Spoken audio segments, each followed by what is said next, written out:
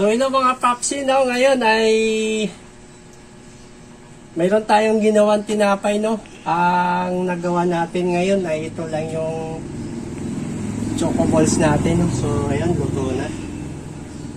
Ayan, so mayroon tayong ano dito na choco balls ito.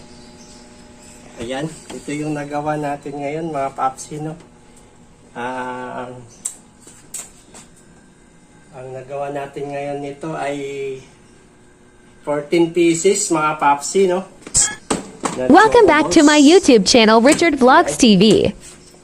Please subscribe YouTube channel. Thank you for watching. Don't forget follow, like, and share Facebook 14 page. pieces na choco balls ang atin na bake ngayong araw na to, no? Ayan, dahil sa mga customer natin na naghahanap ng ganito